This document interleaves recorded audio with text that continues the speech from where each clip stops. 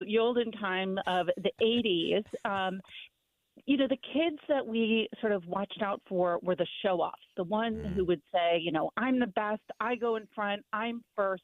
And you knew that kid. There were plenty of them, and they would try to get power by showing how strong they were and how much they therefore deserved it, how good they were. mm.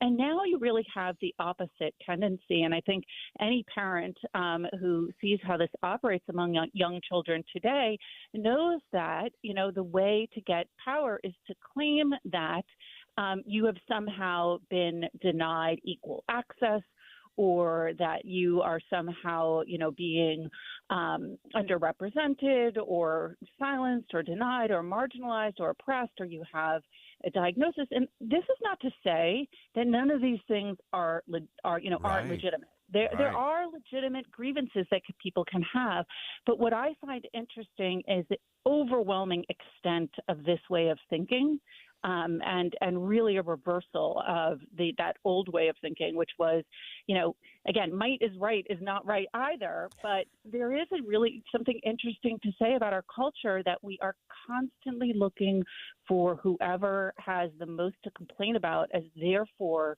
being the most justified. Yeah, I think that's such an interesting thing to dig into, and I want to unpack that a little bit because I think there's a couple of things going on there. One, you have this everybody's going to be offended, and some people are actually being preemptively offended now before anything ever happens because they know it's coming, so they get preemptively offended. And then you have those.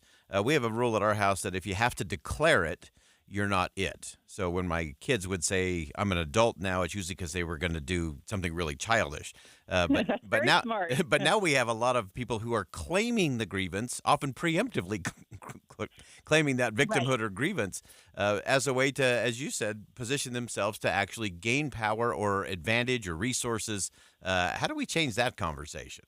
I mean, well, before we get to solutions, because I don't know if we have an easy solution, I just want to build on what you're saying in that, what's interesting is that a lot of that sort of preemptive claiming Mm, of vulnerability is because we tie a lot of that to identity, this sort of essentialist idea that, just because I'm a woman, say that somehow, therefore, I am less than. And again, that's really different from yeah. what the women's right movement would say, which was really about asserting power, Mm, not about claiming, disempowerment. And so it's just a different starting point and a different way of making the case.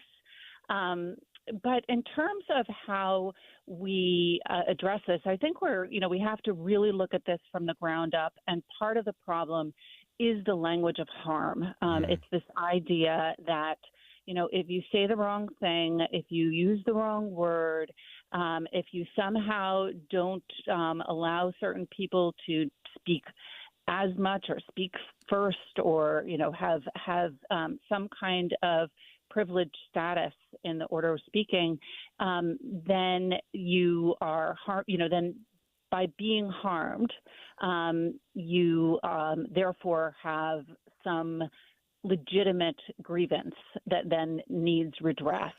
So I think that's part of it. We've kind of taught young people that the more they can claim a kind of weakness, vulnerability, the more they are owed. And that I mm. really think that whole mentality has to be reconsidered. Yeah, that is so important. I want to sneak in one last thing before I let you go. This we could stay on this all day today, especially coming off of a convention political weekend here in the state of Utah.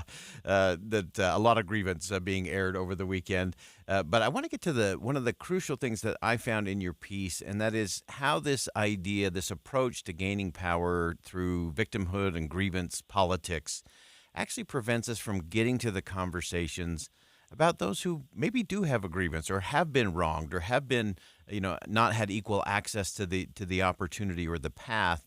And just kind of describe that, because I think it's important for us to kind of lock that in of, hey, when we chase all of this noise, we're actually missing some really important conversations.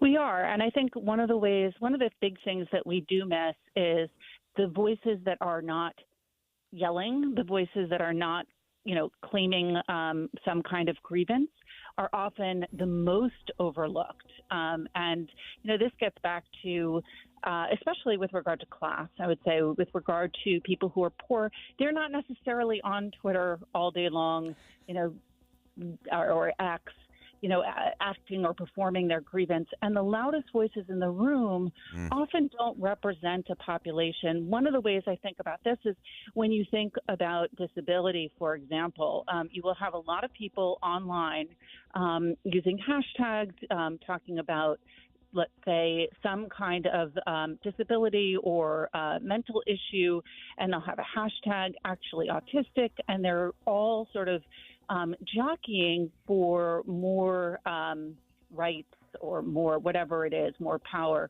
There are also a lot of people who are very seriously, autistic, who are low functioning, who don't even have the language, let alone the means to be, posting on social media. Those people are probably the most in need in terms of that population. And no one is really speaking up for them on social media. So you really have to look at who's not talking, because those are often the populations that are most vulnerable. And so important. So often it's those silent folks that are the ones we should be listening to closest. Pamela Paul, opinion columnist at the New York Times.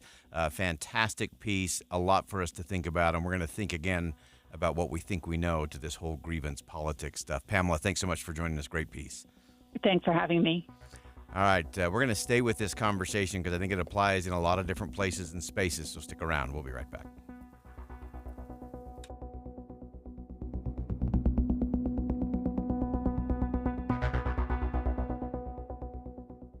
Think again on Inside Sources with Boyd Matheson. Guys, are you ready to give up because you think you've tried everything and you're still dealing with loss of energy, poor sleep, weight gain, and even ED? Revive Men's Health Salt Lake City has local medical providers that offer low T and ED treatments customized to each patient's unique physical makeup. By working with a specialized compounding lab, personalized treatments are guaranteed, even when generic pills and supplements haven't worked. It all starts with your free comprehensive exam and consultation. Availability is limited. Book today, and for this month only, Revive offers qualified patients a free 1-month supply of personalized ED medication, plus a free ED treatment producing immediate results. The experts at Revive Men's Health Salt Lake City will work to provide the right treatment for you so you can show up as the best you in all aspects of your life. Call 801-263-7777. That's 801-263-7777. Or send them a private message at revivemenshealth.com. Don't let this happen to you. Some people have been stuck for over 20 minutes just trying to get from 4 and 500 South up to the North Temple intersection. Know before you go. You're going to see your typical congestion areas on city streets. Cleanup of a crash continues westbound I-80. Get traffic and weather together every 10 minutes on the 9s. It could mean the difference between getting to your destination on time or... We have you covered. Mornings and afternoons on KSL News Radio. Febreze. Fabric Talk. Hey, it's me, your couch. Today's my favorite day of the week. Febreze Fabric Spray Day. The occasional deep cleans are nice, but in between, I'm needing a refresh. Ooh, here she comes with the Febreze Fabric Spray. Oh yeah, spritz them armrests. Don't be shy. Nothing like a good spray down to get me smelling so fresh and clean. Don't forget my back. Nice. Febreze Fabric Spray. It's just that easy. Now we can both breathe happy. Febreze. La la la la la. Tired of hearing scary radio ads about the IRS? Tax Relief Advocates is different. TRA is here to tell you that if you owe money to the IRS, whether it's $5,000 or $500,000, we have a solution. TRA can eliminate or reduce what you owe to the IRS with zero risk to you. If we can't reduce your tax debt, then you pay nothing. We have over 1,000 5-star reviews on Google and an A+ with a BBB. End your tax nightmare today by visiting TRA.com or call 800-583-6681. That's 800-583-6681. Tonight on KSL. With airlines quietly raising the cost of checking luggage, is there a better way to send your suitcase? I've shipped many things. Inflation buster Matt Gephardt reroutes his spring break baggage to find out. And maybe keep you from getting captured at the carousel. It's been 20 minutes and we only got one. I bet it's been more like 30 minutes. Yeah. Luggage, check it, or ship it. Tonight on KSL 5 News at 10. Looking for a secure retirement plan without market risk? Look no further. Lyle Boss, president of Boss Financial, specializes in no market risk retirement strategies with guarantees of principal, guaranteed growth, and lifelong income. Join Lyle right here each Saturday and Sunday for his Safe Money radio show, and call him now at 855-355-SAFE for your complimentary customized Safe Money information kit and Safe Money book. Nothing but upside here at 855-355-SAFE. Common Spirit Health has expert orthopedic care that gets you back at it and back to your best. Find skilled orthopedic physicians at Common Spirit locations who specialize in general orthopedics and repair of hips, knees, shoulders, and hands, so you can return to running races or chasing the grandkids. Common Spirit Health. Hospitals, clinics, and caregivers all connected to advanced healthcare in Colorado, Kansas, and Utah. Orthopedic care with human kindness is here. Visit mountain.commonspirit.org. Any Hour Services free furnace sale is going on right now. If you haven't scheduled your free estimate yet, do it now. Call Any Hour Services today or schedule online at anyhourservices.com. With the three things you need to know this hour, I'm Dan Bonas. First, our alternating warm and cool weather this spring is helping to reduce the risk of flooding. Second, demonstrators were out in Tel Aviv today demanding the Israeli government do more to get hostages released. And third, an FBI agent was on the witness stand today at Chad Daybell's murder trial in Boise. 64 degrees, partly cloudy right now. And back to Inside Sources on KSL News Radio. Boyd Matheson divides rage from reason on Inside Sources. Welcome back to Inside Sources here on KSL News Radio. It's great to be with you today. As always, I am Boyd Matheson, and we're staying with the conversation just a little bit. If you missed that first segment of the program, you're going to want to go back and take a listen. Pamela Paul from the New York Times had a great piece on this whole element of grievance policy and politics, grievance and really that victimhood mentality that we hear so much in our politics today, and often prevents us from having the more important conversations that actually move things forward, and that actually helps those who actually have been victims, or those who are in an unlevel playing field or do need a little bit of help. And so when we're all competing to see who can be the biggest victim, we heard a lot of this over the weekend in both the speeches at the Republican convention and the Democratic convention. It's one of the things that has always fascinated me. You always get politicians who want to say that they're the ones who were either victims or who had to overcome the most, therefore they should be the first choice. I can't tell you how many political speeches I've heard that started out with, how bad their single-wide trailer was when they were growing up, or how poor they were and didn't know. And it's all become part of our political speech that it is a huge distraction. Yes, we love an underdog story. Yes, we love those who overcome the challenges and the obstacles. That's all good. But it's almost become this highest of high badges of honor that is the reason you should vote for someone, is because they're the ones who have been had a grievance. They're the ones who've been the victims of this, that, or the other. I think we heard more things over the weekend about, who had been victims of federal overreach, of being targeted by the government, being right or unlawfully accused or taken to court. We also had the grievances against the elite and the grievance against the delegates themselves. And on it goes. Everybody can claim victimhood today. Maybe we should call it Victimhood Day. Maybe that would be our path. But it's an interesting thing to me because none of that has anything to do with moving a community or a country or a state forward. And so as we look at how we go about all of that, it's important for us to step back and first make sure we don't reward bad behavior. I don't think grievance is a governing philosophy, just as I don't think anger is an agenda, or that hatred and contempt is a way to build a community. Those are just simple things for me. And yet we spend so much time focusing on the margins and those who are the loudest or the rudest or the most boorish, and that becomes the story of the day. And so whether you were at the Democratic convention or the Republican convention, did you have people who were out of line, out of whack, and out of control? Yeah, for sure. But shouldn't we also pause and just talk about those people who spent a long day, doing what they see as a civic duty. Thousands of them, actually. I would say that the number of bad actors is probably small, maybe 10%, maybe less. But they're loud, they're obnoxious, they're angry, and they do really dumb stuff. And so why do we reward bad behavior? What about if you just take 10%? What if you take the 3,500 plus who showed up and spent a day, who spent hours and hours and hours meeting with candidates for all kinds of different offices and talking with their neighbors to find out what their neighbors thought or how their neighbors hoped they would vote? So I think there's a component to all of this that gets a little out of whack when we obsess on what went wrong. And did things go wrong? Sure, you can call all of those things out. That's fine. I have no issue with any of that.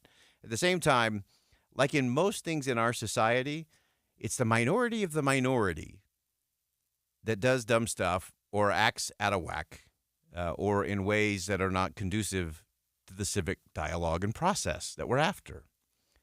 But why do we hyperventilate on those folks? Why not celebrate those who did it right? And I think it also leads us to a different kind of conversation, one that was had in the Washington Post today. Jason Willick had a great piece talking about sometimes we get the educated citizen, which is what we want. We want educated citizens, and we have to balance that.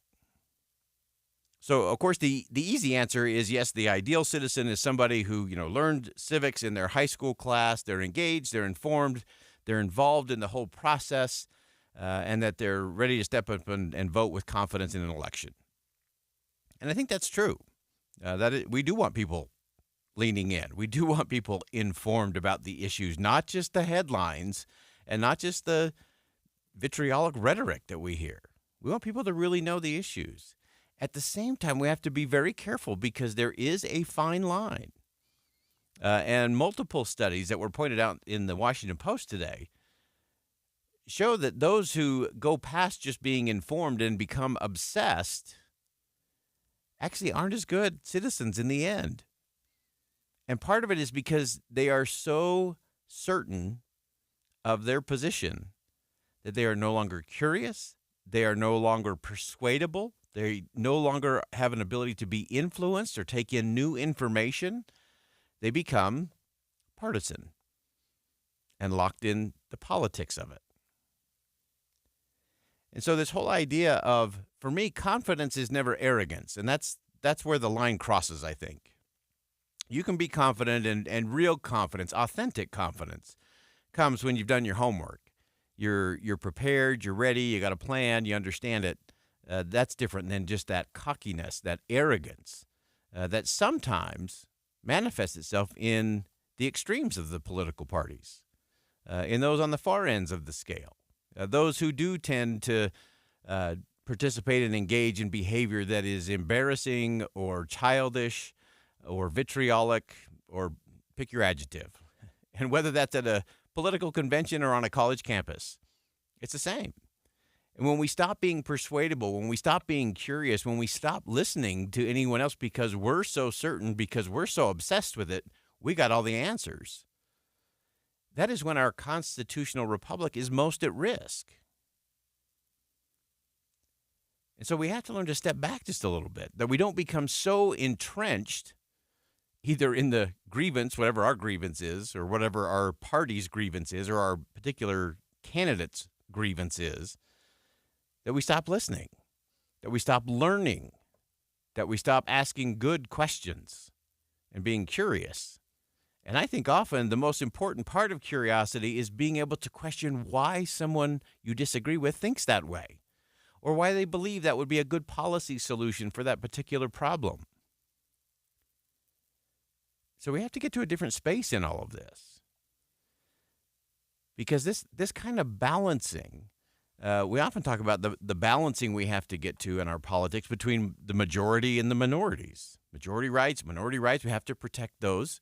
The majority, of course, in places like the House of Representatives so that things can get done and things can move forward. Protecting the minority rights so that the voice of the minority can be heard in all of those processes. But we also have to balance this idea of those who are politically tentative and those that are hyper politically engaged because they see the world very different. And often the politically tentative, they may have disengaged entirely from the political process because it's exhausting to them. It's exasperating to them. And when we lose their voices in the political process, we tend to get more of the extremes, more of the divisiveness, more of the contempt, hate, anger, fear, and frustration factor. None of which is productive for the country, by the way. And so creating that space for a different kind of conversation is an important part of the balance. Because again, if only those who are so engrossed in the middle of it and see it as a zero-sum game, those people are not very persuadable. They're not very teachable.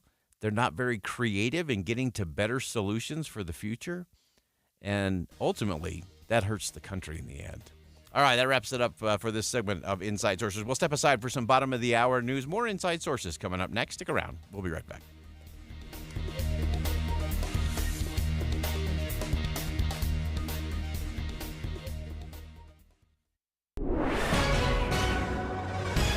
It's 1:30 at KSL News Radio. I'm Dan Bomis. KSL's top local story this hour. An FBI agent was on the witness stand today at Chad Daybell's murder trial in Boise. KSL News Radio's Amy Kobe reports Special Agent Nicholas Ballance testified about cell phone conversations between Alex Cox, Lori Vallow Daybell's brother, his sister, and Chad Daybell on the days after the two children that Chad's accused of murdering were last seen. Our top national story this hour from ABC News. The National Highway Traffic Safety Administration is investigating the Ford driver assist feature called Blue Cruise following some deadly crashes. ABC's Dave Packer reports. In one crash, 2 people died while they were standing on the highway outside of their disabled car. In another crash where 1 person died, police believe the Ford driver was drunk.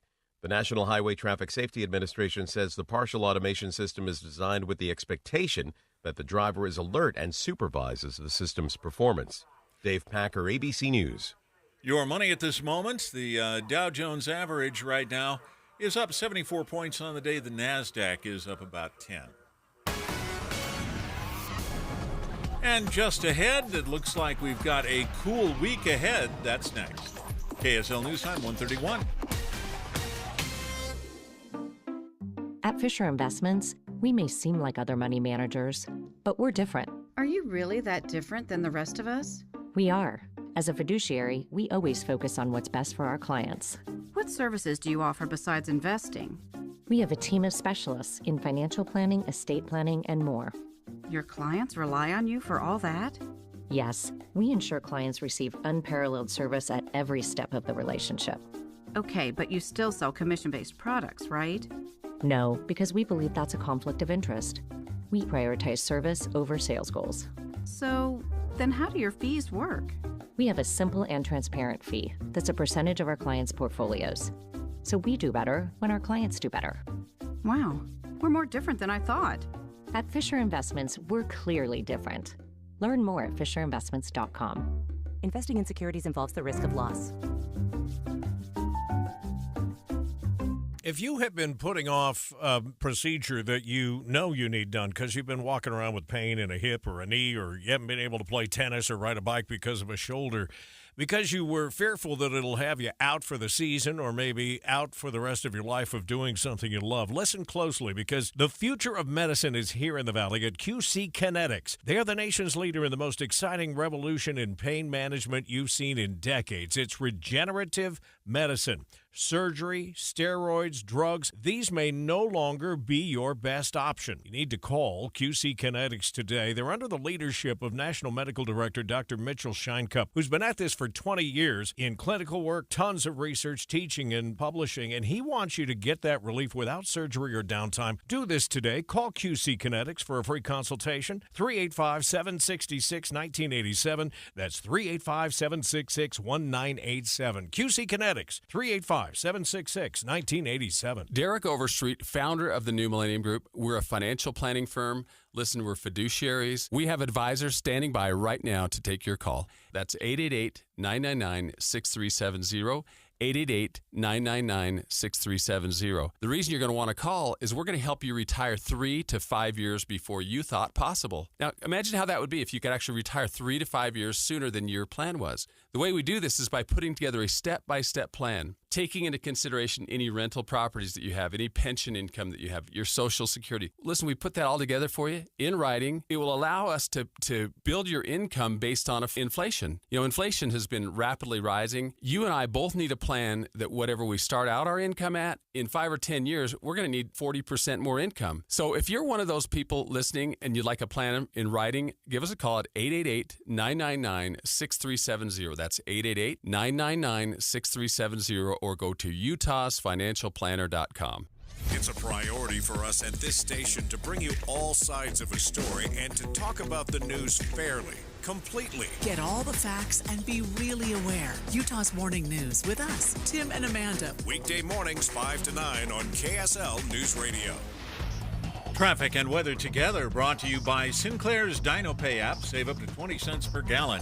Here's Ricky Meese. Left lane blocked due to an accident southbound Bangerter Highway at the I-80 junction. Also, Salt Lake City PD working an injury accident at 4th South and 4th West. S&S Roofing is your trusted source for quality and affordability. They've been the top roofing company in Utah for over 40 years. Schedule an estimate now. Get a free quote at snsroofinginc.com. Ricky Meese in the KSL Traffic Center. KSL weather. Temperatures stay cool this week, but there's not much chance of rain. It warms into the 70s, though, by the weekend. And right now, 64 degrees, partly cloudy. I'm Dan Bomas from the KSL Common Spirit Health Studios. Listen online at kslnewsradio.com for Utah's news, traffic, and weather station. Inside Sources. Inside Sources. America's voice of reason. Boyd Matheson on Utah's home for elevated conversation. Inside Sources on KSL News Radio. Well, we continue to look at everything happening with the economy, where unemployment is, where some of the successes that President Biden is wanting to tout as he rolls into a re-election cycle. And then, of course, we have the sticky part of the economic data, which shows that inflation has not been this transient thing. It's sort of being a sticky, maybe even a hunkered down kind of thing. And so we want to dig into all of those numbers. And as always, we turn to Jeff Cox, the economics editor at CNBC.com, best in the business. Jeff, welcome back to the show. Hey, thanks, Boyd. Good to be here. All right, so give us the breakdown. All the data is showing that this does appear to be at least sticky, if not stubborn. Yeah, there's a lot of talk lately about this sort of last mile that the Fed is trying to navigate as it brings inflation back down to 2%. What this last mile is actually turning into is sort of the last marathon. It's really become very difficult. You know, we saw inflation come down from that high, skyrocketing levels back in mid-2022. We were up around 9%. Now we're back down around 3%. The problem is we're not really moving from there. So last week we got the PCE headline and core data just showing that those numbers really didn't move at all on a 12-month basis in March and continued to march higher on a monthly basis. When you start to really peel back the layers of the onion, all of these kind of little things that the Fed looks at, the core and what they call super core, which is like services, X housing, and it's just none of it is saying that we're getting back to 2% anytime soon. So this creates a pretty big policy headache for them, and I guess we'll learn what their thoughts are on in a couple days. Yeah, so as you look forward to that in terms of what they are likely to do, most suspecting they'll probably just hold their ground for a moment and hopefully not give any hints of an increase. I don't know that the markets would love that this time of year. But as you look at that, give us a sense in terms of what's keeping things kind of in that space. Is it the money still kind of cruising around in the system? Is it people are borrowing? Where are we? It's several different factors, and a couple of the ones that you just mentioned there are really playing a big role. Look, there's still a ton of money out there that's going through the financial system. All of that financial stimulus is still out there. There's still a fair amount of excess savings in bank accounts. Shoppers are really spending a lot. And in fact, 3 of the last 4 months, people have been spending more money than they're taking in. It doesn't take a genius to figure out that that's not a sustainable, not a sustainable condition. You just can't keep doing that month after month. We saw the monthly savings rate go down to 3.2%, which is the lowest since October 2022, which is also not a good sign. We're seeing now delinquencies on credit cards and adjustable rate loans going higher and higher. So those things are all happening, it just really adds up right now to a tough situation for policymakers. And then, of course, what's happening in Washington now is that they're still spending like crazy. We keep seeing those national debt numbers go higher. We're looking at probably close to something in the likes of a $2 trillion budget deficit this year. So none of these things are disinflationary and just continuing to snowball. Yeah, we always talk about the fact that the math always wins, and if you keep spending more than you bring in, ultimately the math will win, and the insurance or the interest rate will kill you even faster. As you look at that savings rate, that's one that was really a red flag to me. Looking at the numbers and some of your analysis on this, kind of break that down for us in terms of how you see that playing forward, and then what's that trickle down going to be if we continue to spend more than we got, the savings is going down, and then those defaults on credit cards and payments, where does that ultimately put us, and how will that impact the policymakers? Well, look, the consumer is really the straw that stirs the drink as far as the U.S. economy goes.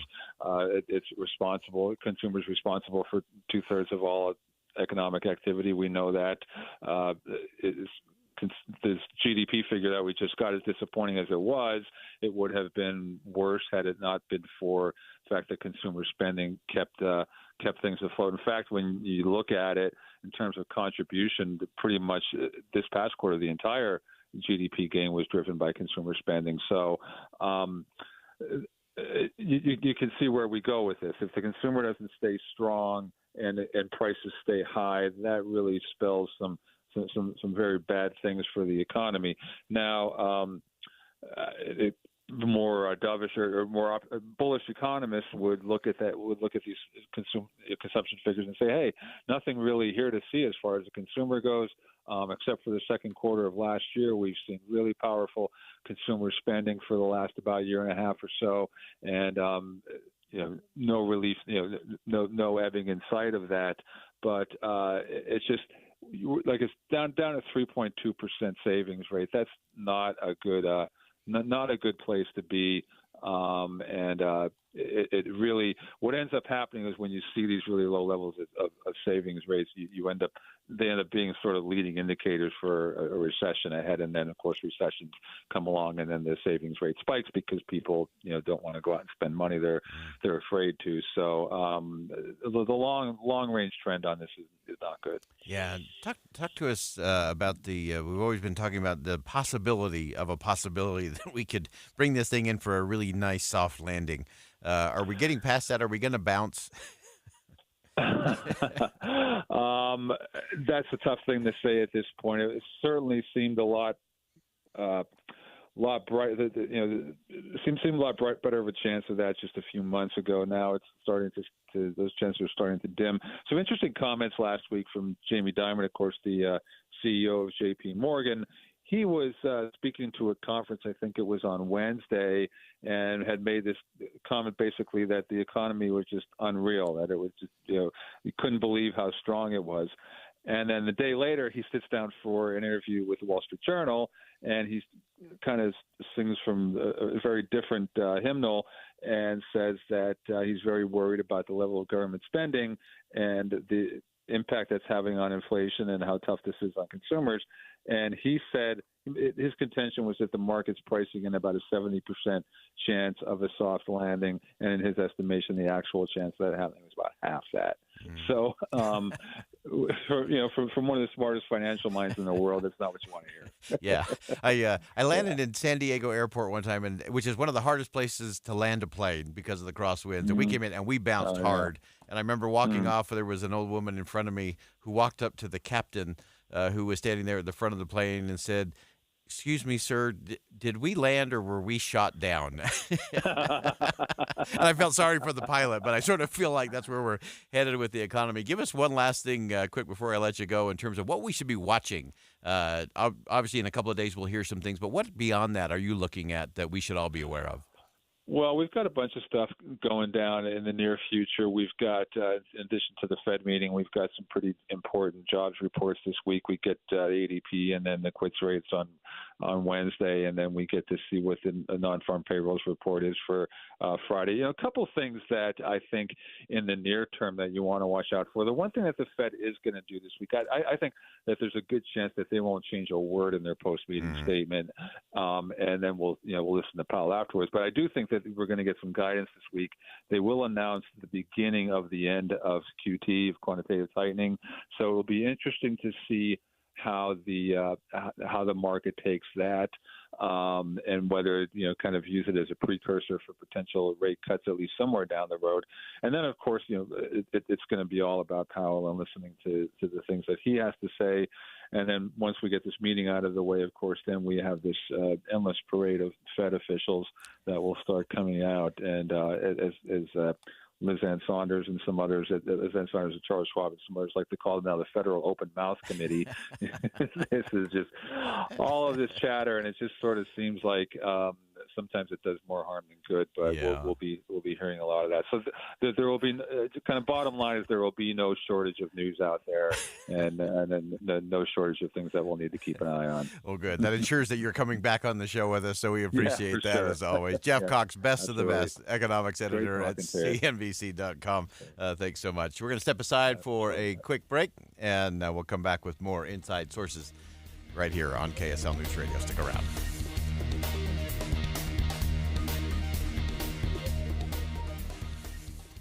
Sign up for KSL text alerts and you could win cash. Text the word cash to 57500 for a chance to win $250. That's cash to 57500. Plus, you'll get breaking news and traffic updates right to your phone. Want to win more prizes? Text contest to 57500. Jazz fans, text the word jazz for breaking Utah Jazz news. And Cougar fans, text BYU to 57500 for the latest on the Cougars. Message and data rates may apply. For an alternate entry method and complete contest rules, go to KSLNewsRadio.com.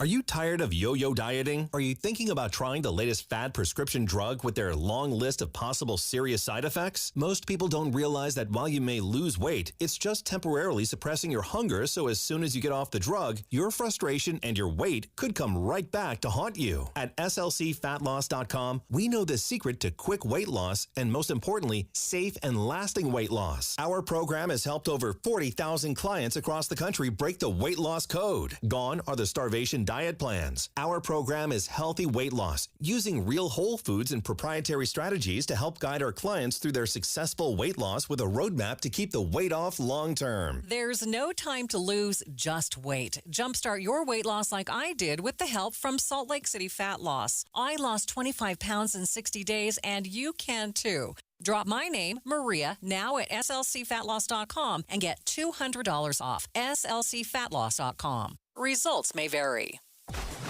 Be advised, this is your opportunity to save up to 40 to 80% on a hot tub or swim spa this weekend only, Friday through Sunday, Mountain America Expo Center, Sandy. Be advised, this is your opportunity to save up to 40 to 80% on a hot tub or swim spa this weekend only, Friday through Sunday, Mountain America Expo Center, Sandy. 18-month interest-free financing. Our factories have demanded we sell 1,000 hot tubs and swim spas this weekend. Mountain America Expo Center, Sandy. Huge factory incentives, factory rebates this weekend only. Mountain America Expo Center, Sandy. We can remove your old hot tub. Free delivery of your new hot tub. Hot tub starting at $2,999. Mountain America Expo Center, Sandy. Free delivery of your new hot tub. Just relax and enjoy. Mountain America Expo Center, Sandy. Friday, 2 p.m. to 8 p.m. Saturday, 10 a.m. to 8 p.m. Sunday, 10 a.m. to 6 p.m. Free admission, free parking, free delivery. Mountain America Expo Center, Sandy. Call 833-SPA-SALE or visit hottubandswimspasale.com. Advertising used to be simple. Your options were radio, TV, newspaper, and let's not forget the yellow pages. Now it seems like a tidal wave of options. Podcast, cable TV, streaming, OTT, CTV, audio networks, smart speakers. On top of that, you need digital marketing for your website along with SEM, SEO, display, video, YouTube, email, and all the social media platforms. Look, you're the expert in your business. Wouldn't it be nice to have an expert to market you? We are Bonneville Salt Lake, the local marketing and media company you know and trust. We reach customers across all digital and social platforms and have the reach of traditional advertising available as well. We find your customer anytime, any place, anywhere on any device here in Utah or anywhere in the world. We work to optimize your results with our in-house local team of experts, providing you with qualified leads, not just impressions. Contact Stephanie Palmer at KSL for a free consultation, including a complete digital audit with no obligation or cost to you. Email spalmer@ksl.com. That's spalmer@ksl.com. Any Hour Services can help unclog any drain in your house, whether you have a backup, a clog, or a slow drain you want fixed. Call Any Hour Services or visit anyhourservices.com. All the talks we've had over the years, including what you've told me about not using alcohol and other drugs, they stick with me. And believe it or not, they really do make a difference, especially at times that matter most. Hey, want a drink? No thanks, I'm good. So thank you, Dad, for talking and preparing me for what's ahead. Thank you for talking. For more information about talking with your kids about underage use of alcohol and other drugs, visit underagedrinking.samhsa.gov. Dave and Debbie. I want our listeners to feel like they have an advocate, that they have somebody that's going to fight for them, challenge the status quo or the pithy soundbite. We have a unique job where we have access to interviews and people that not everyone has. We take that seriously. So if we do feel like we're getting a spin, then we can challenge it. I love it when people tell me, I was just thinking about that question that you asked. I'm glad you asked that question. That's like the height of compliment. I want our listeners to feel empowered to use the information that they've learned on the Dave and Dujanovic show to help their families, to help make good decisions, help investigate other avenues to maybe protect their family's safety or protect their family's money. I'm hopeful our show leaves our listeners with a sense of empowerment so they can make the best decision possible for themselves and for their families. Listen for Dave and Dujanovic 9 to noon on KSL News Radio. With the three things you need to know this hour, I'm Dan Bomas. First, the Chad Daybell murder trial continued today in Boise with an FBI agent on the witness stand. Second, the qualifications for one candidate for lieutenant governor coming under scrutiny. And third, Ford's driver assist program called Blue Cruise is under investigation now after several fatal accidents. 64 degrees right now in Salt Lake City. Back to Inside Sources on KSL News Radio. Get deeper insights on the news from Inside Sources. Well, yesterday I had a great conversation on Sunday Edition on KSL 5 TV with Amy Winder Newton. Hits close to home with a lot of parents who are raising kids in the digital age. So we want to get into that conversation, have you take a listen to look at how we can better manage social media with our kids, what's the right role for parents, schools, government, smartphones, all of those things that we have to get to. So let's have a leaning conversation with Amy Winder Newton from Sunday Edition on KSL 5 TV. Well, it's time to lean into a crucial conversation in our communities regarding social media and our young people in particular. Up to 95% of youth ages 13 to 17 report using a social media platform, with more than a third saying they are using social media almost constantly. Nearly 60% of all teenage girls say they've been contacted on social media by a stranger in ways that made them feel uncomfortable. Over the past decade, youth worldwide are feeling lonelier, more isolated, and more disconnected than ever before. We're very pleased to have joining us in studio today Amy Winder Newton, who is a senior advisor to Governor Cox and director of the Office of Families, who's really been leading the states of Utah's response to these challenges and important, crucial conversations. And Amy, welcome to Sunday Edition. Thank you. Thanks for having me. So give us the high level on this. There's a lot going on, obviously, as it relates to social media. From your unique perch and chair, what does it look like? What should the conversation be? Well, the sad thing is, since the invention of social media, youth worldwide are feeling lonelier than ever before. And this is causing so many mental health challenges that we're very concerned about. Governor Cox, as we've been looking at ways to be preventative in youth mental health recognizes social media as one of the big causes. And so, we've been doing all kinds of things from legislation to lawsuits to an education campaign to warn parents of the harms of social media for their kids. Yeah, well, let's unpack some of those things. Let's start with just some of the high-level concerns in terms of what are we seeing in terms of impact, particularly here in the state of Utah as it relates to young people. I know young women in particular seem to be hardest hit with a lot of things happening on social media. Yeah, in fact, 53% of our Utah young women, young teens, feel persistently sad or hopeless for 2 weeks or more during the year. So to me, that's devastating. If we have half of our teen girls who are dealing with sadness and hopelessness, not good. 18% of our Utah youth seriously considered suicide in the past year. So we're very concerned about that. Even things like 38% of our Utah youth only got or didn't even get 8 hours of sleep during an average school night. Like that's not good. That's not good for their learning. It's not good for their mental health. So we're concerned about these stats that we're seeing. I think all of those, from the sleep deprivation that we always say kids never get enough sleep, but now they're really not, because they're just staying online all night long. Young men are spending a lot of time on gaming and that disconnection from reality. Young women, that viewing life through comparison is just always fatal vision. And then the suicide ideation component, I think, is so bad. Talk to us about some of the things you're doing in terms of some of the tools for parents and for youth. Yeah, so we just recently had 2 of our bills passed during the legislative session. Last year we passed 2 bills that were kind of first in the country as far as our state legislation goes that would help protect kids from the harms of social media.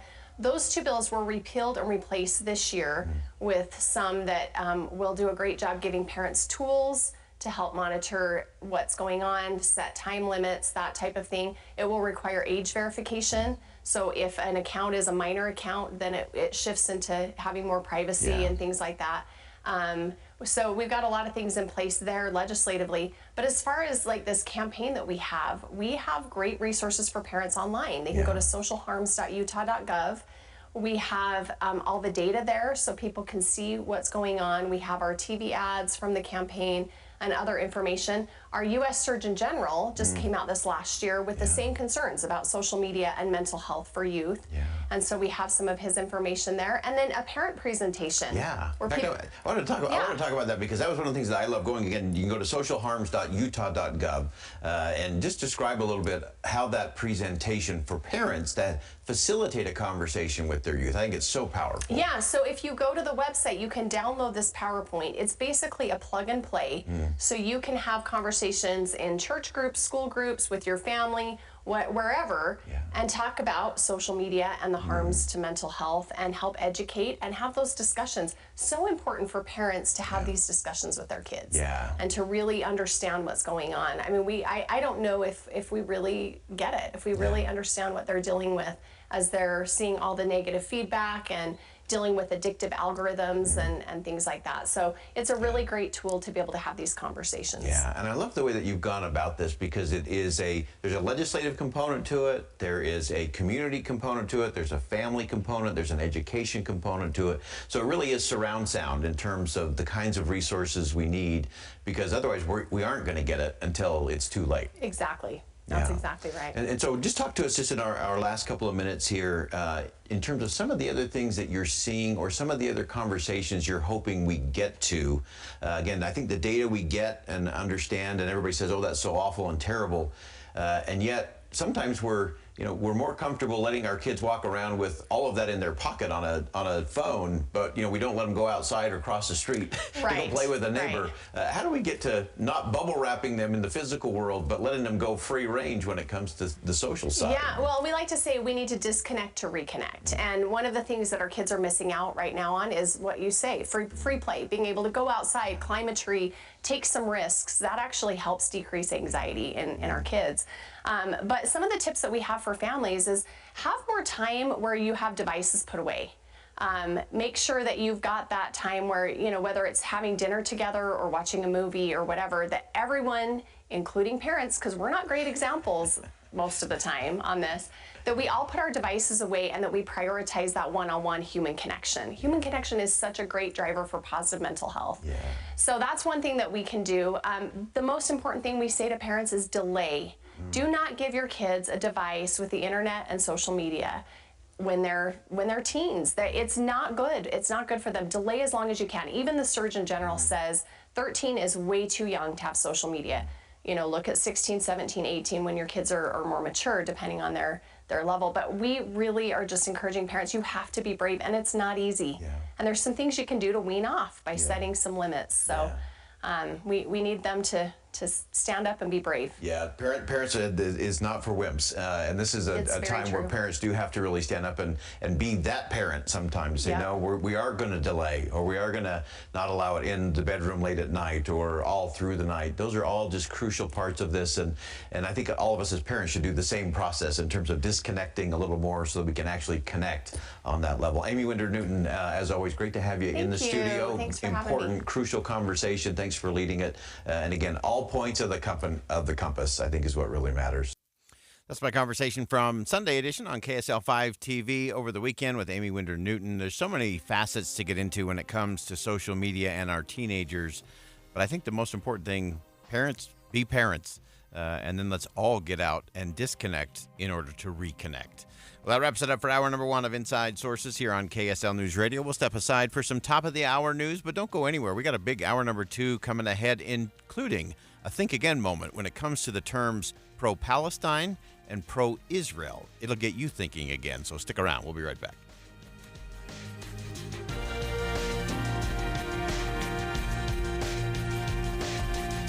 KSL FM Midvale. KSL Salt Lake City. From the KSL Common Spirit Health Studios, this is KSL News Radio. Utah's news, traffic, and weather station. It's 2 o'clock at KSL News Radio. I'm Dan Bomas. KSL's top story this hour. Phil Lyman's choice for his running mate may not have lived in Utah long enough to qualify. Lyman picked Lane Bangerter after he was nominated for governor at the Republican State Convention over the weekend, but the state constitution requires a candidate to live in the state for 5 years before the election. Lyman sent a statement on X that says the 5 years don't have to be consecutive. The state's election office, though, hasn't yet weighed in on that issue. Several schools in the Nebo district were told to lock their doors and go on secure status after law enforcement heard about a possible threat this morning. That's been lifted now, but police say they do have one individual in custody. Our top national story this hour from ABC News, a deadline for protesters to clear out their tents on the campus of Columbia University came and went this afternoon. Protesters were telling the administration they won't go. We will not move until Columbia meets our demands or they are moved by force. The students also stand to lose their standing at Columbia, and they won't graduate if they're eligible. Your money at this moment, the Dow Jones average up 147 points right now, and the NASDAQ is up 55. Our KSL weather, it'll cool off, but doesn't look like much rain. That's next. KSL News Time 2:01. Here's a way to get breaking news updates anywhere you go. At the store or in a work meeting, you can get breaking news on your phone. You can quickly read it, swipe, or click for more. It's super discreet, super fast. That's the app for KSL News Radio. The IRS is the most powerful collection agency on earth, and if you owe back taxes, the news isn't good. The IRS is raising the interest rate it charges on unpaid taxes, and further rate hikes are expected. Most people don't know it, but the IRS adds interest charges to your tax debts daily. So if you owe the IRS today, you'll owe even more tomorrow. And it doesn't stop until you get right with the IRS. The good news is getting right can start with one phone call to Optima Tax Relief, America's #1 tax relief firm. Optima's tax professionals specialize in the Fresh Start Initiative, a powerful IRS program that can save you thousands if you qualify. In fact, the experts at Optima have resolved over $1 billion in tax debt for their clients. Call now for a free consultation. Call 800-343-6460. 800-343-6460. 800-343-6460. Optima Tax Relief. Some restrictions apply. For complete details, please visit OptimaTaxRelief.com. Febreze. Fabric Talk. Hey, it's me, your couch. Today's my favorite day of the week. Febreze Fabric Spray Day. The occasional deep cleans are nice, but in between, you know I'm needing a refresh. Ooh, here she comes with the Febreze Fabric Spray. Oh yeah, spritz them armrests. Don't be shy. Nothing like a good spray down to get me smelling so fresh and clean. Don't forget my back. Nice. Febreze Fabric Spray. It's just that easy. Now we can both breathe happy. Febreze. La la la la la. Hey everyone, it's Ted from Consumer Cellular, the guy in the orange sweater, and this is your wake-up call. If you're paying too much for wireless service, you don't have to keep having that nightmare. Consumer Cellular has the same fast, reliable coverage as the leading carriers for less. And for a limited time, new customers receive their second month free when they sign up and use promo code MONTHFREE by May 31st. So why keep spending more than you have to? Seriously, wake up and call 1-888-FREEDOM or visit consumercellular.com. Taxes, fees, and other third-party charges will apply. See website for additional details. When you think of Utah's homeless, who do you see? They are people with names and faces, and many are in dire circumstances. They are men and women, and sometimes children. Many are living on the street, in a car, or in a shelter. Some choose to be homeless. Most do not. Many experience the challenges of addiction or mental illness. All are vulnerable. Homelessness is a crisis, one that affects us all. Utah is building a coalition of community leaders and concerned citizens united to end the plight of homelessness. Homelessness should not mean hopelessness. Learn more at projecthumandignity.org. A message from Utah Impact Partnership. Traffic and weather together, brought to you by Sinclair's Dino Pay app. Save up to 20 cents per gallon. Here's Ricky Meese. Crews are still working to clear this crash. Southbound Bangerter Highway at the I-80 junction, that left lane is still blocked to traffic. With IFA's Weed and Feed, you'll grow strong, healthy, dark green turf without a weed in sight. It's the ultimate lawn owner power move. Ricky Meese in the KSL Traffic Center. Temperatures stay cool this week. There's not much chance of rain, and it warms into the 70s by the weekend. Right now, 64 degrees, partly cloudy. I'm Dan Bomas from the KSL Common Spirit Health Studios. Listen online at kslnewsradio.com. We're Utah's news, traffic, and weather station. Inside Sources. Inside Sources. America's voice of reason. Boyd Matheson on Utah's home for elevated conversation. Inside Sources on KSL News Radio. Of course, the headlines continue to be filled with everything from protests on college campuses, what's happening in the Middle East. We have pro-Palestine, pro-Israel. And as is usually the case, we're getting lost in the headline, and we're missing the nuance of what is underneath. So it's time to think again about what we think we know about pro-Palestine, pro-Israel, and the issues that matter most. Let's begin. Think you know the news of the day? Think again with Boyd Matheson on KSL News Radio.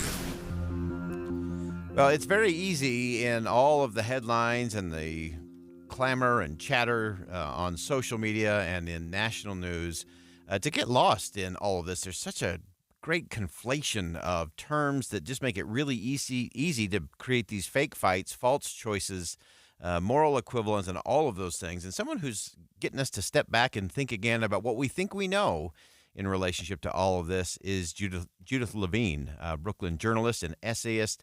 Fantastic piece getting into what the nuances are when we use terms like pro-Palestine or pro-Israel. And Judith, welcome to the show.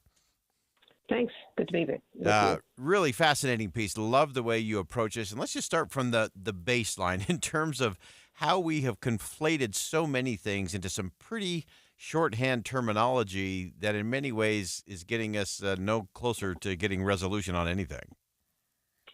That's right. I mean, we could certainly say that maybe newspapers are using pro-Palestine and pro-Israel simply because they're short enough to stick in a headline.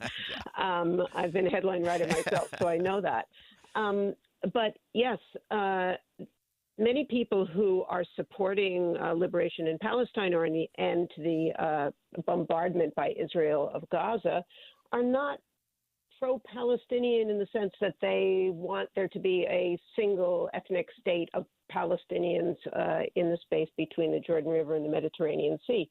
And similarly, people who care about Israel or want Israel to stop, bombarding Gaza, they're not necessarily certainly not Zionist, meaning that they think that there should be a Jewish ethno-state in that area. So, nor does being so-called pro-Palestinian mean that you support Hamas. I mean, I've seen now recently, for instance, on Fox News, they're talking about pro-Hamas campus protesters. And I think many of those protesters have made very, very clear that they condemn and abhor the atrocities that were done on October 7th. Yeah, so talk to us for a minute in terms of how we tease out the real conversation, because I think you nailed it in your last comment there, that this whole conflation of if you're pro-Palestinian, you're pro-Hamas, when we know that's not the case. Even prior to October 7th, there were a lot of efforts around kind of whispered in Gaza and what the Palestinian people were dealing with in their own oppression by Hamas. How do we tease out these more important conversations, whether it's what Israel needs to do? We've talked a lot about Israel in terms of Benjamin Netanyahu, million people protest over the summer in terms of his overreach and trying to reshape the high court there and really reconfigure everything. How do we get to the right conversations in this?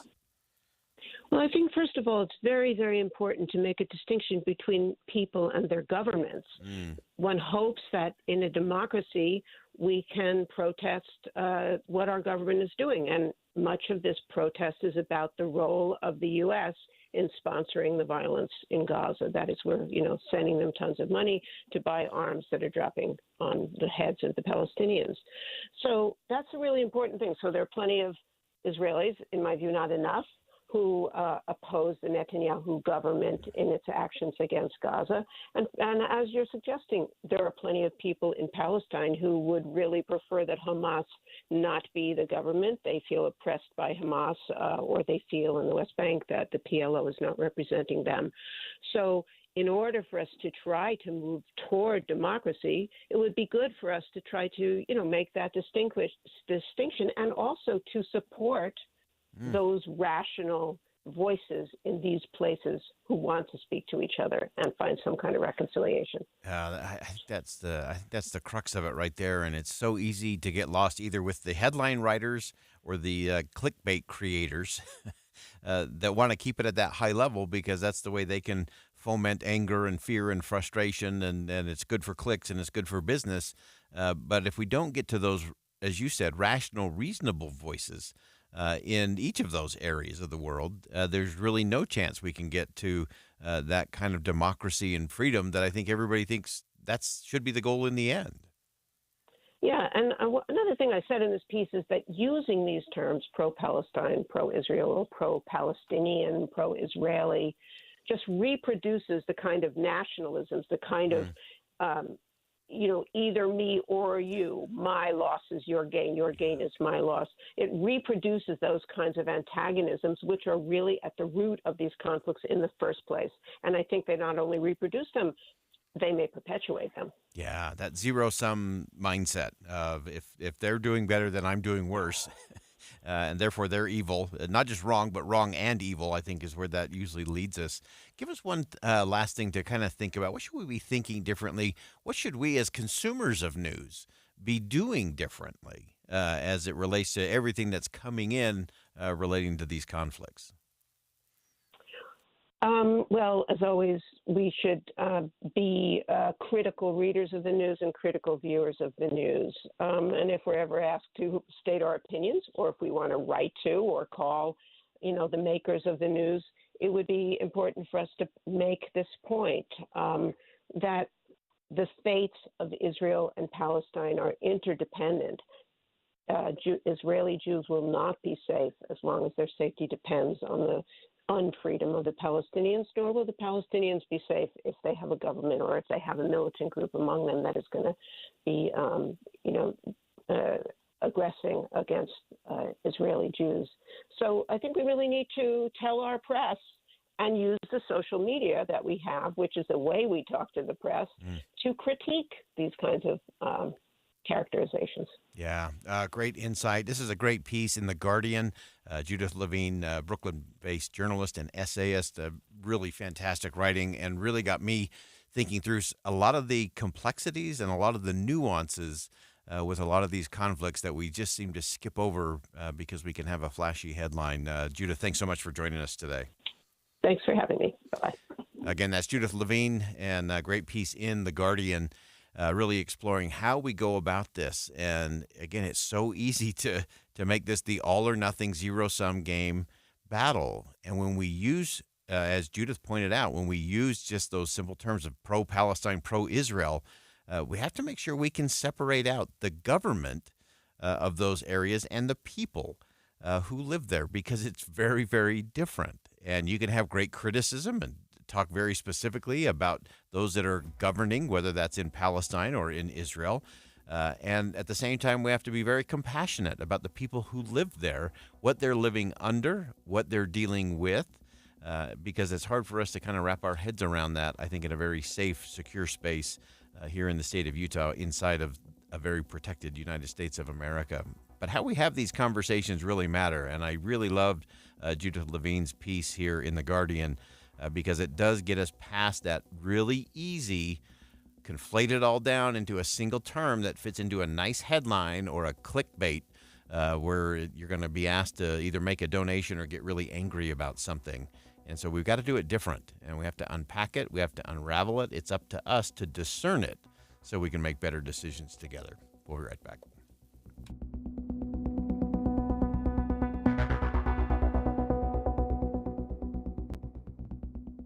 Think again on Inside Sources with Boyd Matheson. Experience classical hits through a new lens with the Utah Symphony's Masterworks Magnified events. The final themed evening of the season is coming up this April.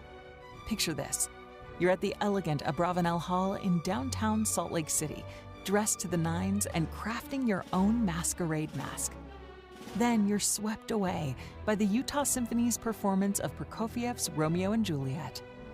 Starting with the masquerade ball, following the romance of the star-crossed lovers, and leading to the story's tragic events.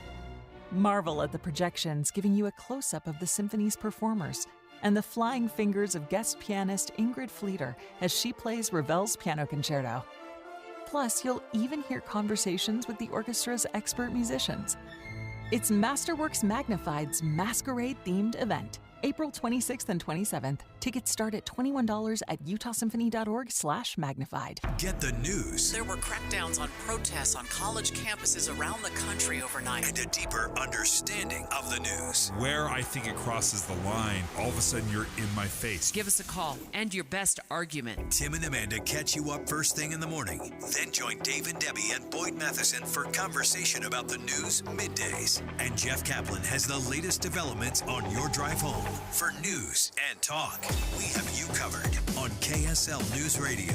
You've been trying to hold off, but you think it's time you might need a new roof? Best move you could make is to call the highest-rated roofing contractor in Utah. IWC Roofing has been working up there for 27 years. They offer the best warranty in the business, backed by Owens Corning. What's most amazing is they'll replace your entire roof in one day. Instead of Chuck with a truck showing up for a week of chaos and mayhem, you get professionals. IWC Roofing is in, they're out, and they power wash your driveway just to say thank you. They'll even send pictures from the roof so you know exactly what you're getting for your hard-earned money.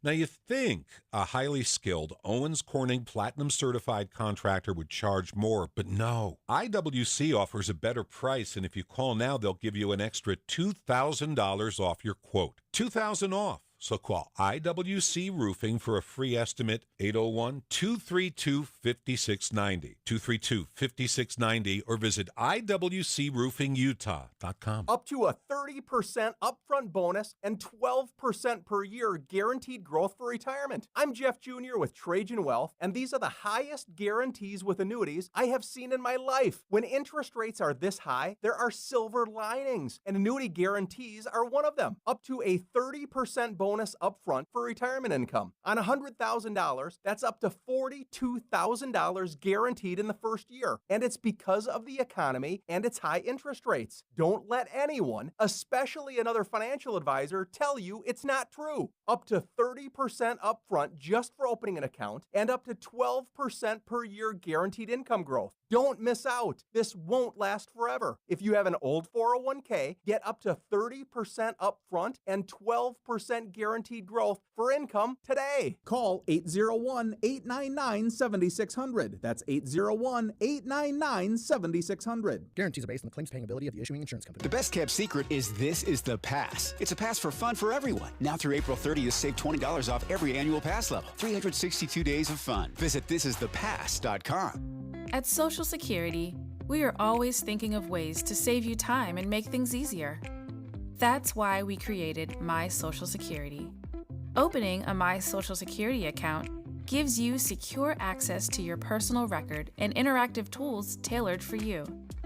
You can see if you are eligible to receive benefits, view spousal benefit estimates, and compare retirement benefit estimates at different ages or dates when you want to start receiving benefits.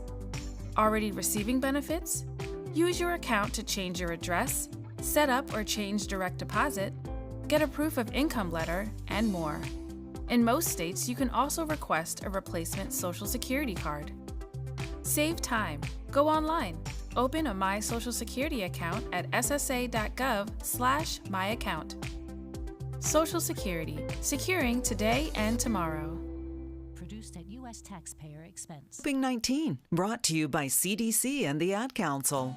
Managing today's uncertainty can be overwhelming. We crave security, and it's uncomfortable when we sense a lack of control over our lives. Develop a routine for a more balanced lifestyle with healthy habits and fun.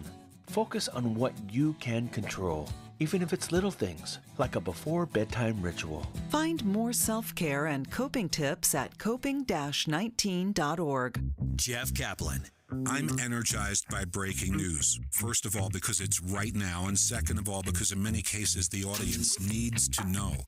There's no more important service that we can provide, and I find it critically important to get more details to the audience as quickly as possible. There's nothing more energizing than that for me. Not at all. The most important thing we do is breaking news.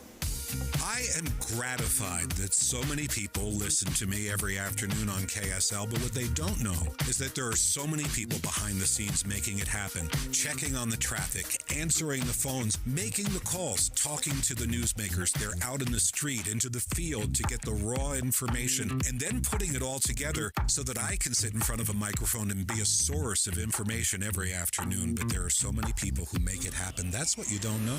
Ride Home with Jeff Kaplan, weekdays 3 to 7 on KSL News Radio.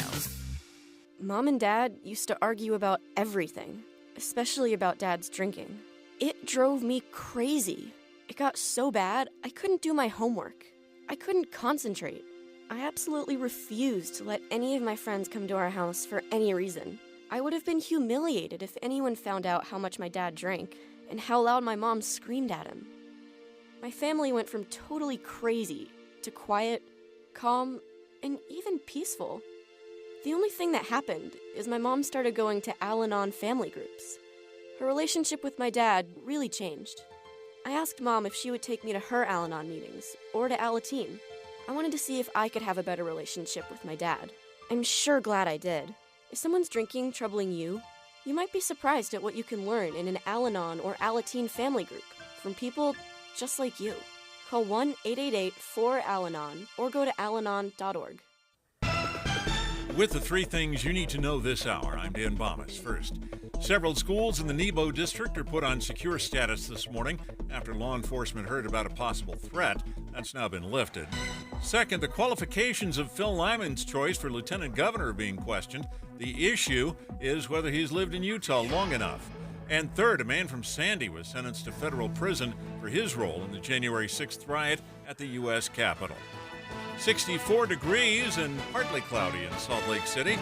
Back to Inside Sources on KSL News Radio.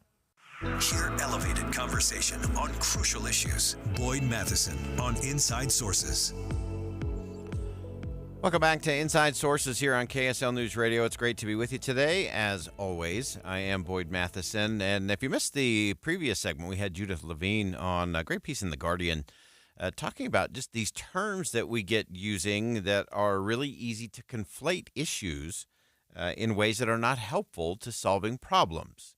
So we talked about the terms pro-Israeli, pro-Palestinian, and how those are getting conflated into all kinds of things that they really have nothing to do with. And so you got to be able to separate the government from the people. You got to be able to separate the actions and the history and all of the nuances and the complexities in so many of these things. But it's easy to just conflate, to create a moral equivalence on some issues, but not on others. It's very selective that way, tends to be, especially online. And so we want to get underneath now that we've established that to some of the real issues that are going on that might actually get to a better solution. A new ceasefire proposal is being negotiated in Egypt today between Israel and Hamas. And we know that Secretary of State Blinken is in the region, will be part of those ongoing conversations. And the way things seem to be shaping up, it looks like about a 6-week pause in the fighting is what is on the table.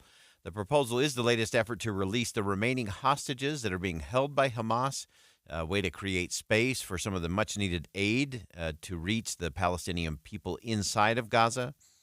What's in the proposal and what the latest could be in terms of getting to that temporary versus lasting peace is what we want to break down in this segment of the show. So let's start during an appearance on MSNBC this morning. The Strategic Communications Director for the White House, John Kirby, talked about the ceasefire negotiations taking place in Egypt between the two parties. And here's what he had to say about the state of hostage negotiations and how Hamas should step down for the peace process to continue. If they really cared about the Palestinian people, if they really cared about an independent state, they'd lay down their arms, they'd step aside, they release those hostages, and let us get on with the business of working with Israel and the Palestinian Authority that can actually manage the aspirations of the Palestinian people. As for the hostages, we're continuing to work this every day. Even though there is a proposal that doesn't appear to be moved on right now by Hamas, that doesn't mean we're giving up on it. We're just not going to quit. All right, and so that was John Kirby this morning talking about if Hamas really was interested in the good of the Palestinian people, if they really were concerned about the safety of the hostages, they would stand down because that would immediately shift everything, and it would allow a group like the Palestinian organization to step forward. And again, there's a lot that needs to be done on that side of the equation as well, but there is at least a path there. In terms of if you want to get all the way to a two-state solution, that's the only way. Hamas doesn't exist in a two-state solution. And so to me, that's where it gets very complicated because Hamas needs the conflict to maintain power. And so that becomes very difficult to navigate. Now, yesterday, John Kirby talked with George Stephanopoulos on NBC about the negotiations, and he also talked about an important area where there's a lot of concern across the spectrum on this issue, and that is the planned Rafah invasion by Israel, and how a 6-week pause in the fighting increases the chance to find a more permanent, peaceful solution and ultimately an end to the conflict. They've assured us that they won't go into Rafah until we've had a chance to really share our perspectives and our concerns with them. So we'll see where that goes. Obviously, if we're able to get this hostage deal in place, and we are still working at that, Hamas has not fully rejected it. They are considering this proposal on the table. If we can get that in place, then that gives you 6 weeks of peace. It gives you no fighting for 6 weeks, and that includes no fighting in Rafah. And what we're hoping is that after 6 weeks of a temporary ceasefire, we can maybe get something more enduring in place. Now, we know that the Biden administration has been very outspoken in terms of the potential attack on Rafah, and President Biden being very specific in terms of him being against that. And we know that part of what Secretary Antony Blinken is doing in the region is meeting with his Israeli counterparts to continue to go down this path of a temporary ceasefire, trade for some of the hostages, and then ultimately getting on a path toward peace. That's part of his objective there as he negotiates his way along. So today, Secretary of State Blinken in Saudi Arabia gave a very stern warning to Hamas about the latest peace proposal and why they should get on board. The quickest way to bring this to an end is to get to a ceasefire and the release of hostages. Hamas has before it a proposal that is extraordinarily generous on the part of Israel. And in this moment, the only thing standing between the people of Gaza and a ceasefire is Hamas. They have to decide, and they have to decide quickly. That was a very strong statement there by Antony Blinken in terms of the only thing standing between the Palestinian people in Gaza and a agreement to peace is Hamas. The Secretary of State also spoke about the potential invasion of Rafah and how the U.S. does not support that operation, even if the current negotiations for a ceasefire collapse. We've said clearly and for some time now on Rafah, in the absence of a plan to ensure that civilians will not be harmed, we can't support a major military operation in Rafah. And we have not yet seen a plan that gives us confidence that civilians can be effectively protected. Now, one of the interesting things coming out from early this morning, talking to a few folks back in Washington, D.C., they all seem to agree with what Secretary of State Blinken said on Monday, and that is that this ceasefire proposal from Israel is, quote, extraordinarily generous on the part of Israel, that in this moment, the only thing between the people of Gaza and a ceasefire is Hamas. And I think there are some things inside of this proposal that you would think that Hamas would jump on and move forward on. But that's the big test and the big challenge in all of this. Is there a way to make a step towards a sustainable calm? That's going to be the new term. You're going to hear a lot of that this week because I don't think either side wants to be content or be tagged with taking a ceasefire at any cost. But I think a step towards a sustainable calm will be the new way to position it with the people of Israel, the people inside of Gaza, and those right here, leaders in the United States of America. We'll step aside for some bottom of the hour news. More Inside Sources coming up next on KSL News Radio. Stick around.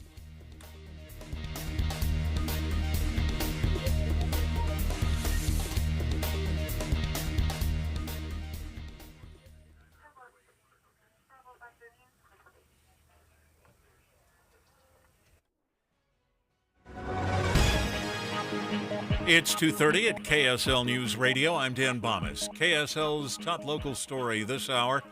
Some delegates at Utah's Republican State Convention say other delegates were behaving badly, using intimidation and profanity to get their way.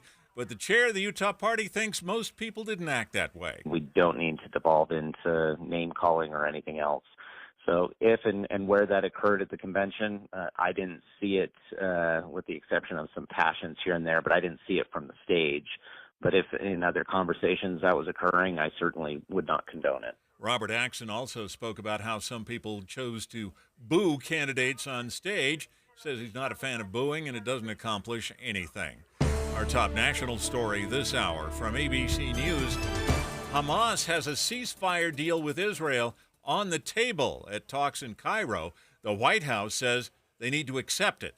The deal could delay an Israeli attack on Rafah, where hundreds of thousands of Palestinians have fled from other parts of Gaza. The deal would include the release of at least some of the hostages who have been held since the initial Hamas attack on October 7th. Your money at this moment, the Dow Jones average closing trading today down 146 points. The NASDAQ was up 55, the S&P 500 up 16. And our KSL weather, that's clouding up, but it looks like it's going to stay cool this week. That's next. KSL News Time, 2:31. News doesn't just mean information or dates. It's the story of our local history being told in real time. Be a part of the story. This is Tim Hughes and Amanda Dixon. We hope to be a part of your story. We have you covered on KSL News Radio. Tonight on KSL. With airlines quietly raising the cost of checking luggage, is there a better way to send your suitcase? I've shipped many things. Inflation buster Matt Gephardt reroutes his spring break baggage to find out. And maybe keep you from getting captured at the carousel. It's been 20 minutes and we only got one. I bet it's been more like 30 minutes. Yeah. Luggage, check it or ship it. Tonight on KSL 5 News at 10. Let's face it, nothing makes you look older than you really are than thinning hair. But what if you could not only increase your hair count, but promote new hair growth without surgery, without drugs with potential side effects, and without a prescription from your doctor? Well, now you can, thanks to a breakthrough new supplement called Hair Grow, provided by New Nordic, the #1 supplier of dietary supplements in Europe. Hair Grow is now available in the U.S. Only Hair Grow contains Tocogaya, a powerful antioxidant that has received a U.S. patent. Multiple clinical studies show Hair Grow is safe and effective in promoting new hair growth. In one study, 95% of the patients using Hair Grow saw increased hair count. Don't lose more time and more hair. Try Hair Grow today to feel and look your best. Just go to newnordicusa.com or visit Walgreens or Amazon to purchase. Look younger and feel more confident with Hair Grow by New Nordic at newnordicusa.com. Hi, this is Doug Wright. Over the years, I've talked a lot about hard water takes years off the life of water heaters and other appliances in your home. Leaves scum on the shower walls, and you almost need a jackhammer to remove that. I've talked about how Connecticut of Utah, an authorized Connecticut dealer, their water softeners are maintenance-free. You just don't need adjustment, and they do the job with 2/3 less salt than other softeners. But today, I want to talk about the exhilarating feeling of stepping into a hot bath or shower and feeling that pure, soft water cascade over your skin. It feels like every pore in your body wants to stand up and start singing. And afterward, there are no itchy hard water deposits sticking all over you. You really should look into a soft water system from Connecticut of Utah, an authorized Connecticut dealer. You can learn more about Connecticut by giving them a call at 801-576-8600 or log on to Softwater Utah. Connecticut of Utah, an authorized Connecticut dealer. Then sit back and enjoy your shower even more. Traffic and weather together, brought to you by Sinclair's DinoPay app. Save up to 20 cents per gallon. Here's Ricky Meese. In Utah County, crews have literally just cleared an accident at the ramp exiting from northbound I-15 at University Parkway. All lanes are now open, but we still have a left lane blocked with an accident southbound Bangerter Highway at the I-80 junction. Ricky Meese in the KSL Traffic Center. Temperatures stay cool this week. Not much chance of rain. It warms into the 70s, though, by the weekend. And right now, we're at 66 degrees, partly cloudy. I'm Dan Bomas from the KSL Common Spirit Health Studios. Listen online at kslnewsradio.com. We're Utah's news, traffic, and weather station. Inside Sources. Inside Sources. America's voice of reason. Boyd Matheson on Utah's home for elevated conversation. Inside Sources on KSL News Radio. Well, the good news is that Americans overwhelmingly support freedom of the press. The bad news is that a good half of the population doesn't seem to have a real good definition of what that means. So we get into this very muddled mess of Americans love freedom of the press, sort of, kind of, when it's convenient or when it works for them. And so to help us unravel all of that, we turn, of course, to J.D. Tuchili, current contributing editor at Reason.com. Great piece as always. J.D., welcome back to the show. Thanks for having me. All right, so let's dive in here. Freedom of the press, top level, soundbite, bumper sticker, everybody's in, sorta. Sorta, yeah. I mean, the headline on this sounds great. Americans love freedom of the press. 73% of them think it's really important. Another 18% say it's somewhat important. Sounds great. And then you start digging down through the details, and you find out that 51% of the respondents say that the publication of false information should always be prevented, even if it means press freedom could be limited. And that compares to the 46% who say that press freedom should always be protected, even if it means false information could be published. And you have to wonder, you're looking at this, and 3/4 of the population says that press freedom is very important, but 51% said, yeah, but somebody should be there to control what you can publish if they think it's not true. And I don't think these things go together. Yeah, I think that's where it gets very complicated very fast. It sort of becomes the who's watching the watchers is kind of becomes the debate there. It's sort of the Wilsonian, we'll hire some smart people and we can trust them that they'll make sure that we only weed out the bad stuff and keep all the good stuff in. Oh, and absolutely. And I'll point out, after this piece came out, I got some email from readers who are like, okay, well, couldn't we just have somebody who financially penalizes publications if they publish things that are known to be false? And the question is, what is known to be false, and who are you trusting to make that judgment? Yeah. I mean, typically, the government is the power that enforces things. It has the whip hand. I mean, it can impose fines, it can penalize people criminally, except that if you're talking about a sector of society that is known for really not telling the truth a lot, which it's politicians and government officials. And I cited the case, back in 2019, the Washington Post, when we were still in Afghanistan, ran a piece about a document trove they'd come across about how government officials have been lying for years about the nature and status of the American intervention in Afghanistan and what a mess it was, but they were publicly lying about it. And 2 years later, we withdrew in chaos, absolute chaos. And then it comes out they lied about the nature of the withdrawal in chaos. So, I mean, who is it you're going to be trusting to say, yeah, this is true, this is false, because you published a false thing, we're going to fine you, especially in a country as divided as this. Who trusts anybody anymore? I mean, we just spent years arguing over the Hunter Biden laptop, over election denial, over COVID policy, and you had the government leaning on social media to suppress voices. They didn't even debate them. They just suppressed them, told social media this is false, don't allow it to go through. And then, of course, they got slapped by the courts for First Amendment violations. So who exactly is supposed to penalize people for publishing falsities?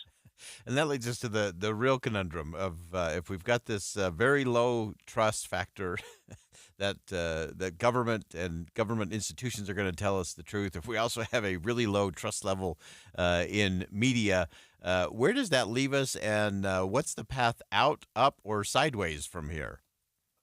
Well, I mean, the fact is, media already has a low level of trust, and I understand why people are saying, okay, well, they ought not be allowed to publish lies, except that people don't realize they don't all agree with each other on what constitutes truth and lies.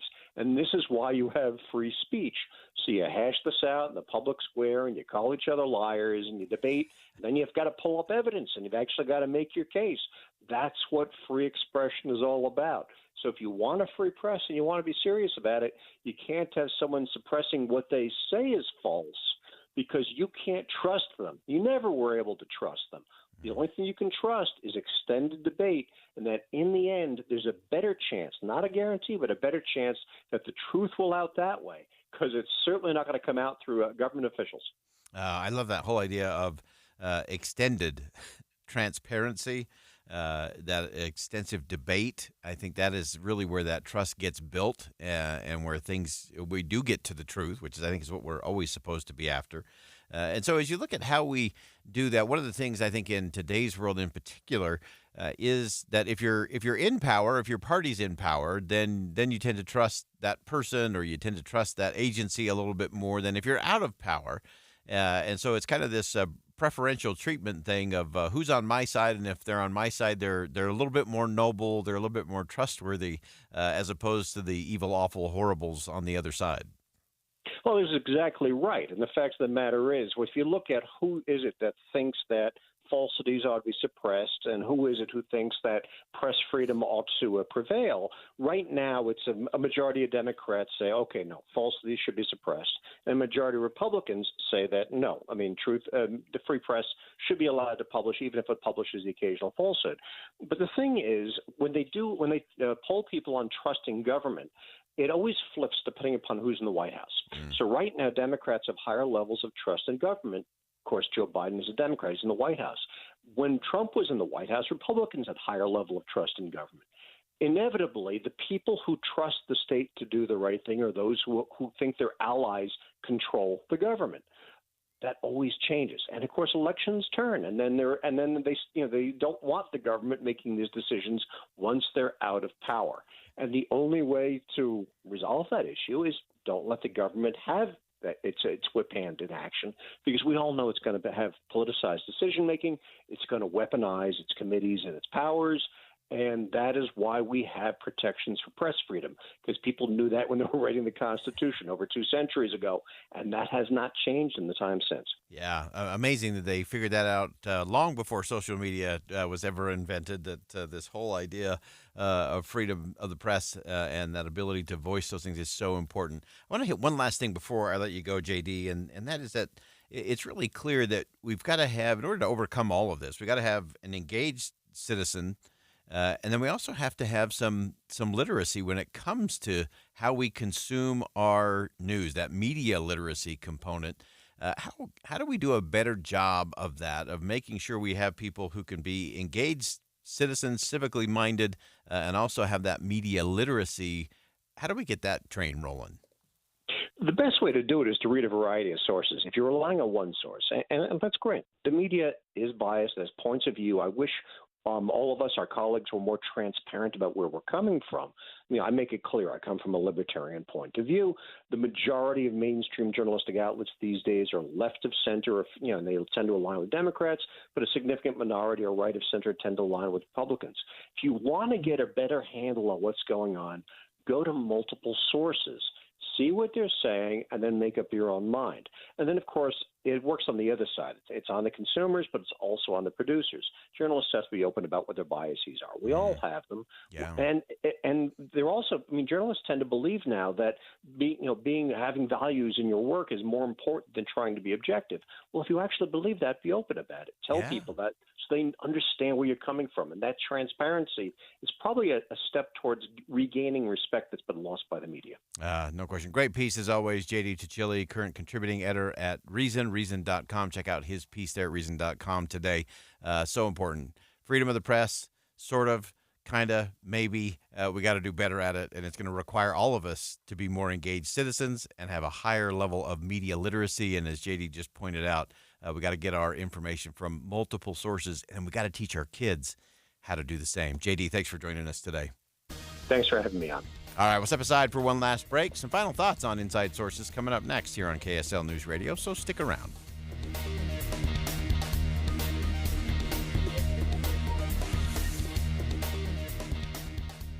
This week's movie show is brought to you by Sound Sleep Medical. Get a free sleep screening and a free sleep consultation by tuning in on Friday morning. Sound Sleep Medical with 7 locations in Utah. It's been a rough winter for sure, but visitors are flocking to Box Elder County. Our feathered visitors, that is. Bear River Migratory Bird Refuge is busy hosting swans to swallows, geese to grebes. The spring migration is in full swing, and all that's missing is you. Box Elder County really is for the birds. Just a short 60 minutes north of Salt Lake, Box Elder County is the perfect place to make memories and celebrate spring, along with spending time with our feathered friends. You'll experience amazing restaurants and unique shopping. Come take a soak at Crystal Hot Springs, home to the highest mineral content of any natural hot springs in the world. Let the winter melt away as you relax and rejuvenate. Take in a theater performance at one of the live theaters or visit one of the fine museums. Visitors really are chirping all about Box Elder County. Check out visitboxeldercounty.com and see why Box Elder County is for the birds. That's boxeldercounty.com. Any Hour Services free furnace sale is going on right now. If you haven't scheduled your free estimate yet, do it now. Call Any Hour Services today or schedule online at anyhourservices.com. If you have been putting off a procedure that you know you need done because you've been walking around with pain in a hip or a knee, or you haven't been able to play tennis or ride a bike because of a shoulder, because you were fearful that it'll have you out for the season or maybe out for the rest of your life of doing something you love, listen closely, because the future of medicine is here in the Valley at QC Kinetics. They are the nation's leader in the most exciting revolution in pain management you've seen in decades. It's regenerative medicine.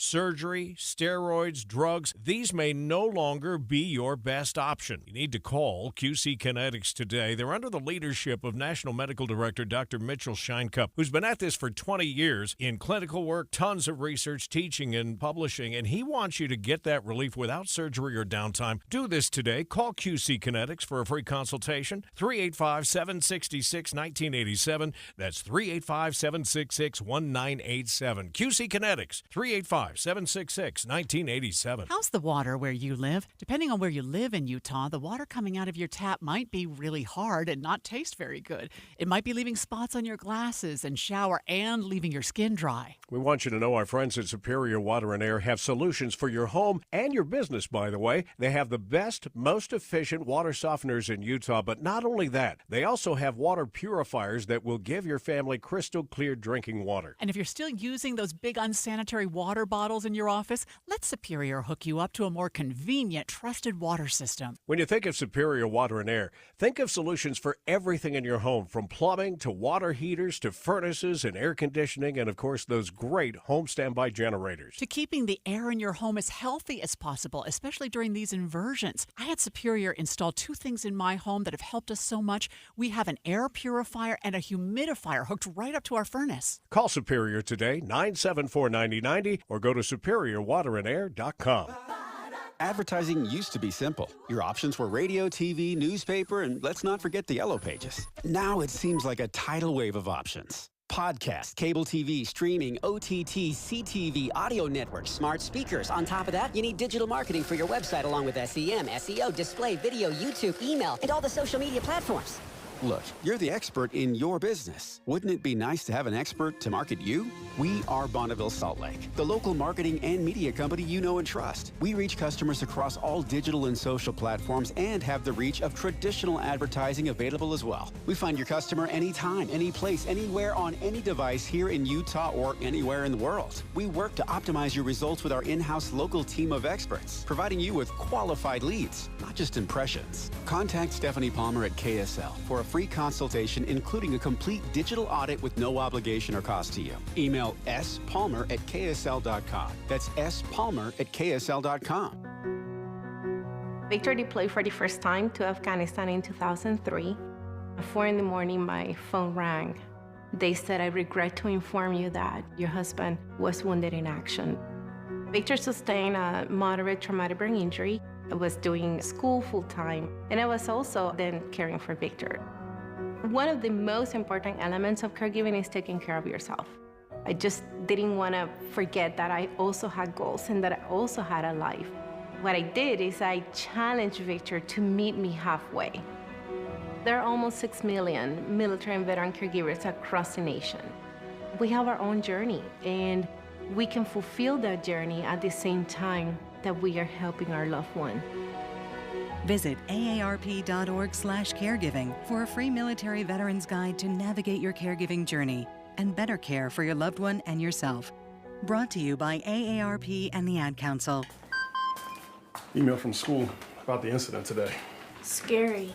You know, teachers like me, parents, we don't always know as much as you guys do about what's going on with other kids. Half the time, it's rumors. Yeah, but if you're ever concerned about a friend who's having trouble with alcohol, prescription drugs, anything, you need to tell an adult, someone you know and trust.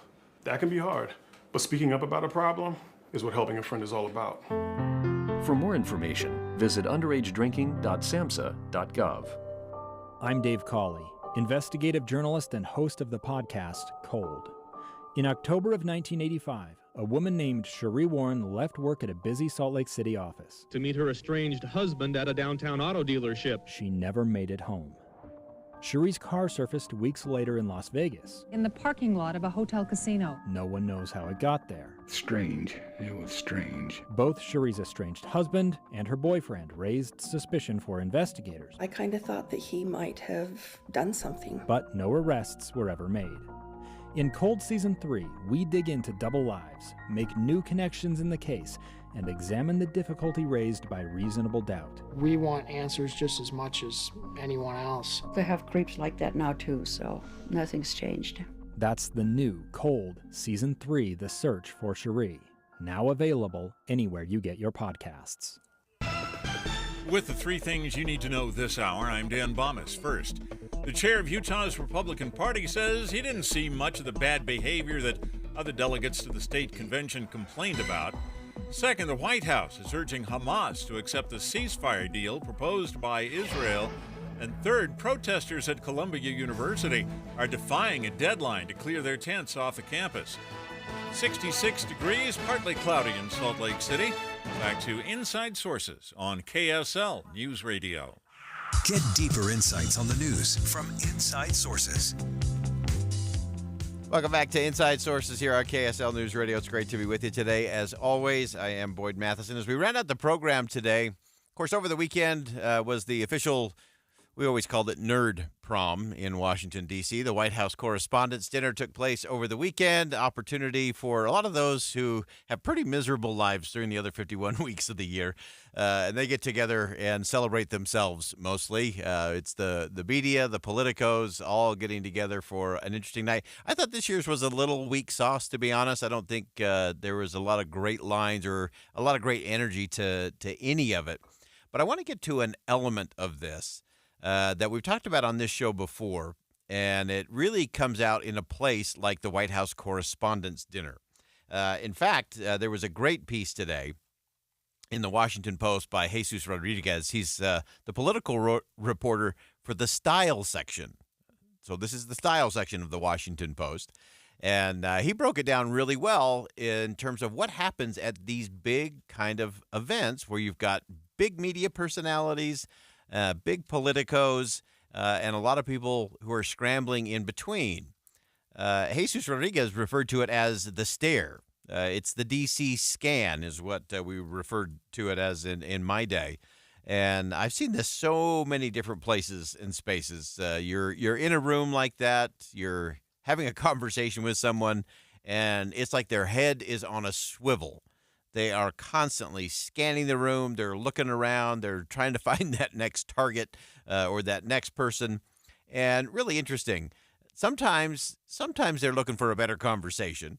No question about that. Sometimes they're looking for a better future, which is something that Jesus pointed out in his piece in the Washington Post, that sometimes people at these events, and there's thousands of people, and they're all connected politically and in the media world and in the lobbyist world. And so sometimes that power scan, not listening to the person who's standing right in front of you as you scan the room to try to find somebody more important, more connected, more leveraged, someone who could make an introduction for you or someone who might be your next boss or employer, it leads to very shallow, very meaningless conversations. And it is the stare. It's the head on the swivel, scanning, searching the room instead of talking to the person who's right in front of you.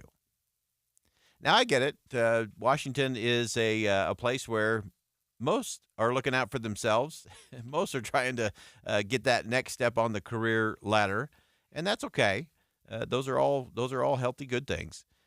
But I think what it does in terms of how it trains us to interact and connect and value one another is the bigger issue and the more important lesson, because this doesn't just apply at the White House Correspondents' Dinner. I've seen this play out in business meetings, church meetings, a host of other places, just your average party in the backyard or a community meeting. And suddenly you've got people looking for that next conversation instead of being present to the moment. You've heard me say on this program before that I am still convinced that the most holy thing you can give another person is your presence. And I mean your whole presence, W-H-O-L-E, entire presence. And in this distracted world that we live in, we often end up, like at the White House Correspondents' Dinner, with a lot of very half-hearted conversations. And those half-hearted engagements with other people provide half the listening, you're half distracted, and it produces half the connection, half the joy, half the impact that we can actually have in the lives of other people. Now, you add to that your digital devices, pressing priorities, busy schedules, your own personal problems. Often that prevents us from being completely present to the people right in front of us, even if it's at our own kitchen table.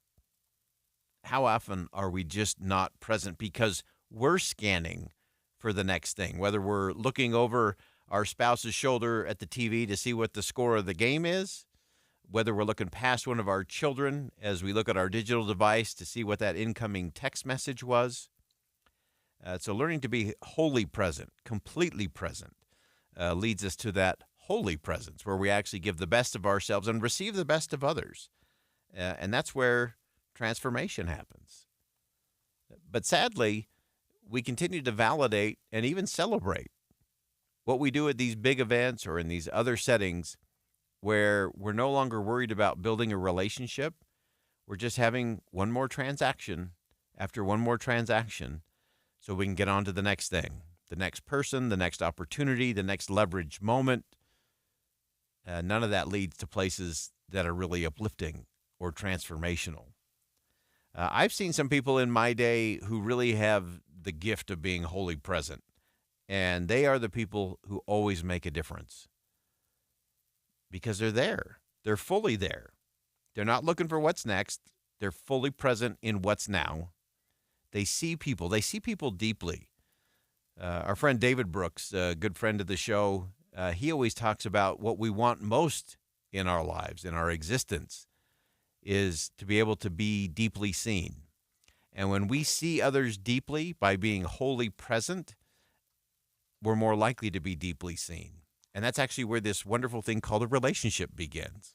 And it doesn't matter whether it's a relationship that is a happily ever after marriage or whether it's simply a good partner in business or a colleague that you value or just a good friend that you know you can turn to when things get really tough. And so I think as we look at those who have that ability, I think there's a lot of lessons to be learned about being wholly present, fully present in all of this.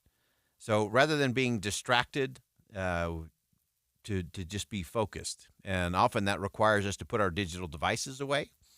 It also requires us to put our agenda away. So even if you are in a networking style event, at a business meeting or a political event, just slow down a little bit. Keep that eye contact. Put your phone away and just be present. And if you ask a good question, that's a good thing.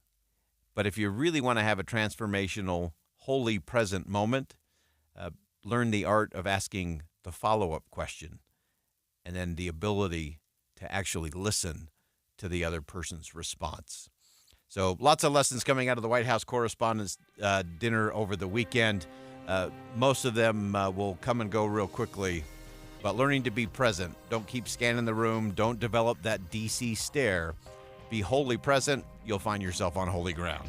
All right, that wraps it up for Inside Sources today here on KSL News Radio. I am Boyd Matheson. Thanks for joining us today. And as always, as you go out into the world, make sure you see something that inspires, say something that uplifts, and do something that makes a difference.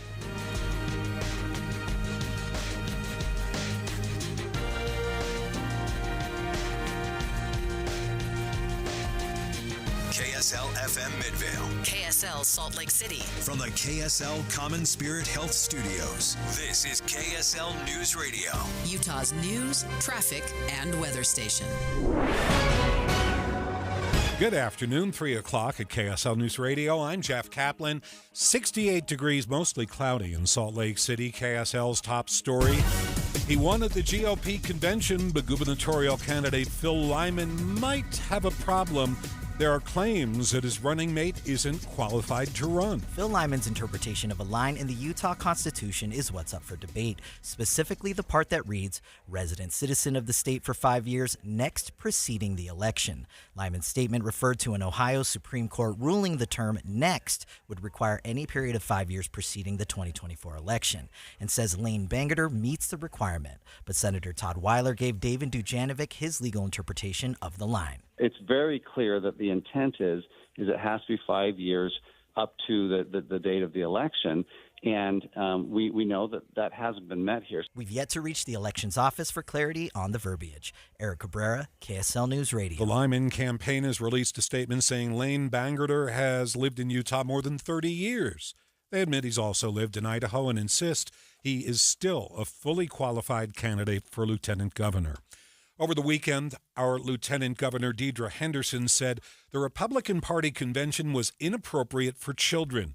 She said her 10-year-old nieces were exposed to sexually explicit epithets. Deseret News reporter Holly Richardson says there were other disturbing experiences Saturday. There were fists thrown. There were police presence had to be called over.